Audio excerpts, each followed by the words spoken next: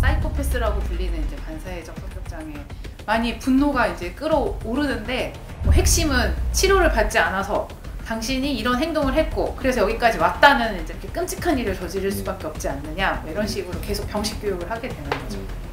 그때 당시는 이제 환청이 약을 안 먹고 있는 상태라 너무 증상 조절이 안 됐던 것 같고, 형은 굉장히 길어요. 사람을 죽였기 때문에 거의 30년인가를 받았던 걸로 기억을 하고, 그때 당시는 이제 환청이 약을 안 먹고 있는 상태라 너무 증상 조절이 안 됐던 것 같고.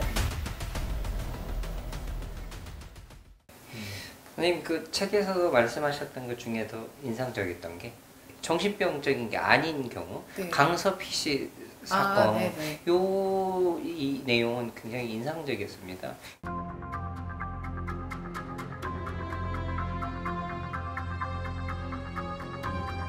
저도 기분이 안 좋아서 왜 그런 표정을 짓냐고 얘기를 하니까 너 왜 시비냐고 반말을 하면서 화를 내서 그런 것들이 억울하면서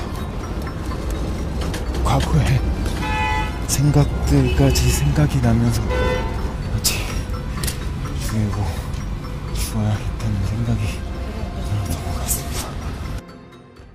굉장히 특이하게 경찰에 구속이 되자마자 왔었어요. 네. 보통은 재판이 진행되고 법원 단계에서 이제 유치장에 있다가 구치소로 갔다가 이렇게 해서 오게 되는데, 당시에 아마 어머니가 이 이제 가해자가 우울증으로 치료를 대학병원에서 계속 약을 먹고 있으니까 이제 어머니 마음에 뭔가 도움이 되겠지 않을까 싶은 마음에 이제 진단서를 제출을 했고, 경찰에서는 너무 잔혹한 범죄다 보니 네. 얘가 정말 정신병이 있는 거 아닐까라는 네. 궁금증에 네. 정신 감정을 굉장히 빨리 이제 네. 보낸 되게 특이한 케이스였고요. 네. 심신미약 판단에 대해서 어떻게 생각하시나요? 아니라는 판단에 대해서? 저는 제가 심신미약인지 그런 거 잘 모르기 때문에 의사분이 말하는 게 맞다고 생각합니다.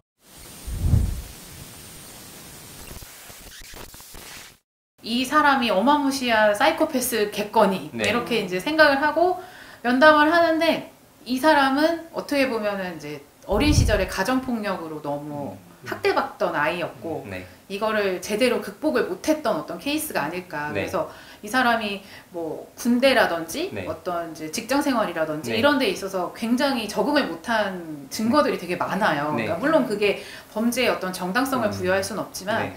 이 사람이 제대로 성장하지 못했고, 이게 가정에서 시작된 어떤 안타까운 학대나 이런 폭력 때문에 그런 어떤 충동적인 것들이나 네. 공격적인 것들이 잘 해소가 되지 못한 채 자란 거 아닌가라는 생각을 많이 했었고, 무서워하고 내가 어떻게 살아야 되는지 모르겠다는 얘기를 계속 반복적으로 하더라고요. 네.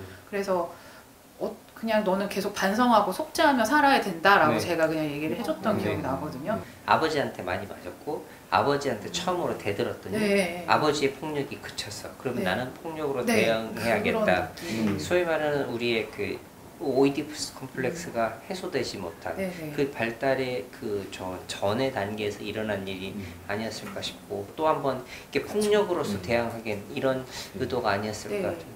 그 대학병원에서 계속 우울증으로 약물 치료를 했었는데 네. 헬스장에서 또 일을 하면서 자기가 이렇게 좀 건강해지는 걸 좀 느꼈다고 했는데 그래도 이게 완전히 좋아질 수는 없잖아요. 네. 그래서 어떤 그나마 그냥 버티고 있던 게 그 순간 뭔가 확 또 나왔던 게 아닐까. 네.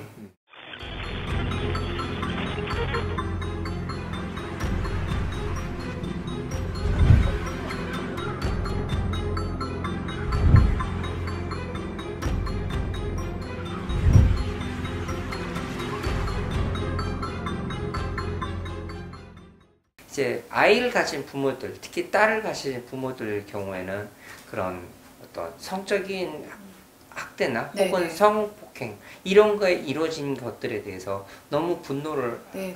했을 것 같고, 선생님도 그런 부분 환자를 봤을 때 힘들었을 것 같긴 네네. 합니다.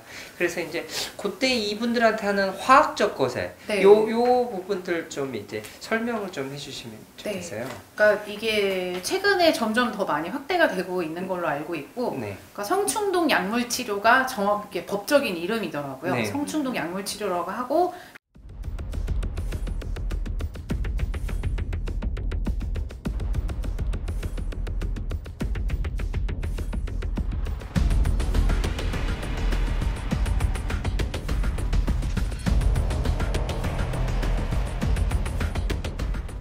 소위 말하는 화학적 거세라고 하면 다들 이해를 잘 네. 하시는데 어떤 이제 체내 약물을 주사로 주입을 해서 성호르몬을 일정 수준 이하로 떨어뜨리는 게 네. 이제 기전이고 네. 한 달에 한 번씩 주사를 맞고 있고 실제로 이거를 맞고 저희가 이제 잘 유지가 되고 있는지 이제 피 검사를 하면 남성 호르몬이 굉장히 많이 떨어져 있습니다. 그리고 환자들 표현으로도 그런 야한 생각 안 난다. 여자를 만지고 싶은 생각 안 난다. 그런 게 확실히 있는 것 같아요. 그래서 이 약물을 이제 맞고 있는 사람들 중에는 어쨌든 재범률이 없는 걸로 지금 보고가 되고 있고, 근데 아마 이 약물 치료가 이제 평생 할 수는 없는 거고 법원에서 정한 기간이 있거든요. 그래서 네. 보통은 3년, 길게는 5년 뭐 이렇게 있는데 어쨌든 맞고 있는 중에는 굉장히 재범의 효과가 좋은 걸로 알려져 있어서 자발적으로 이제 계속 맞고 있는 분이 두 분 제가 이제 알고 있습니다. 그러니까요. 어찌 보면 약물 치료가 그러니까 사람을 좀 사람답게 살 수 네, 있게 네, 해주는 네, 일상적인 행복이나 이런 것들 네, 찾게 네, 하는데 도움을 좀 많이 주는 네, 것 네. 같습니다. 제 환자도 뭐 일단 그 성범죄로 오신 분이 있는데 저는 이 주사를 놓지는 않고 있지만 치료를 받으시니까 한 2, 3년째 아무 문제 없이 잘 네, 지내고 네. 있습니다. 보통 정신과 약물 치료도 같이 해요. 네. 그래서 네. 그분도 이제 항우일제도 같이 드시면서 네. 아무래도 이제 사회 적응하고 여러 가지로 뭐 힘든 점도 있으니까 많이 편안해 하시고. 네. 범죄가 이제 보도가 될 때 이 사람이 정신과 질환이 이제 있다. 이게 이제 보도가 되면 정신과 질환이 를 되게 무서워하게 되고, 그래서 자기가 좀 그럼 정신과에 가보고 싶어도 이제 안 가게 되고, 정신과 질환이 있다고 하면 그 사람을 이제 멀리하게 되고, 정말 많이 느끼실 것 같아요. 그러니까 사실 제가 책을 처음에 출판사에서 써볼래 했을 때 좀 제일 알려주고 싶었던 목표가 네. 치료를 받지 않은 정신질환에서의 범죄가 일어날 확률이 높은 거지, 정신질환자가 뭐 총기 난사 사건을 했다거나 누구를 죽였다거나 이런 어떤 강력 사건이 보도될 때마다 안 좋은 낙인이 확확 찍혀버린다. 네. 이제 그래서 이거를 일어나지 않도록 하는 게 중요하지. 그러니까 정신병원에 있던 환자가 지역사회에 흡수돼서 우리 이웃으로 살아갈 수 있는 게 아니라 그 정도로 증상이 안 좋았던 사람은 그대로 교도소로 간다. 이렇게 해서 수용 기간만 바뀐 거지. 그게 좋아져서 우리 뭐 이렇게 일반인들 사이에서 살 수는 없었다. 왜냐하면 치료를 받지 않았으니까 이렇게 결론을 냈더라고요. 그래서 그게 지금 뭐 몇십 년 후에 우리나라도 똑같이 겪고 있는 문제가 아닐까라는 생각이 좀 했습니다. 네. 교도소 내에 말씀하신 대로 네. 이렇게 정신과 환자들이 너무 많이 네, 네. 오셔서 약을 강제로 또 복용하라고 음. 할 수가 없대요. 교도 내에서. 그렇죠. 그래서 그 교도관이 힘들어서 이제 나 아. 교도관 못하겠다고 하시면서 이제 우울증에 걸리시는 경우들이 있거든요. 사실 정신과 조현병 같이 중증 정신질환이라 하더라도 치료받고 좋아지면은 일상생활이 충분히 가능하잖아요. 네. 그거를 상상을 못 하시더라고요. 아. 이게 돼요? 이러면서. 음. 그래서 왜냐하면 그 안에서는 적절하게 약물 조절이라든지 뭐 음. 이게 안 되니까 네. 그냥 너무 힘드신 거예요. 또 뭐 정신과 간호사나 정신과 의사가 없으니까 그래서 굉장히 괴롭다. 이렇게만 되면 좋겠다. 네. 그래서 되게 안타까워하고 가셨죠. 네. 이미 나의 무섭고 애처로운 이 환자들, 이 책은 베스트셀러가 됐는데 그래도 이 저희 그 방송을 보시는 구독자분들한테, 그러니까 이 책에 대해서 한 번 더 독자분들한테 좀 할 말 있으시면 좀 하셨으면 좋겠습니다. 아, 네. 항상 이제 정신질환자가 범죄를 저질렀을 때 무섭게 많이들 접하시는데, 사실은 제때에 제대로 된 치료를 받은 정신질환자들은 절대 무서운 사람들이 아니고, 또 우리 사회가 책임지고 정신질환자들을 잘 치료받게 도와주는 게 이제 정말 범죄를 막고 같이 잘 살아갈 수 있는 길이다라는 거를 책을 읽으시면서 좀 생각을 해주셨으면 좋겠습니다. 좋은 말씀 감사드리고, 쉽게 들을 수 없는 정말 소중한 그런 얘기들, 누구한테 얘기하기 힘든 것들을 저희한테 얘기해 주시고 이렇게 책으로 써주셔서 다시 한번 감사드립니다.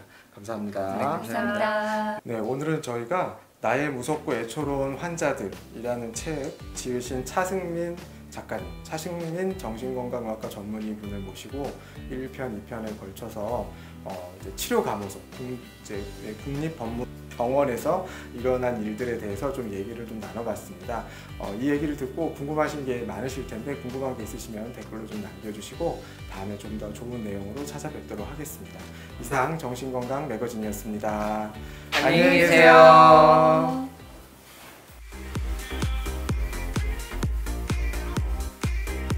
그냥 나는 나이를 먹어서 성관계가 그냥 안 되고 여성으로서의 기능이 끝났다라고 보면서 계속 또 이제 부부관계를 피하게 돼요. 자신감이 없으시니까. 그게 또 자녀분들한테 또 영향이 가게 돼서 하나의 가정이 깨질 수 있는 그런 문제까지도 갈 수 있기 때문에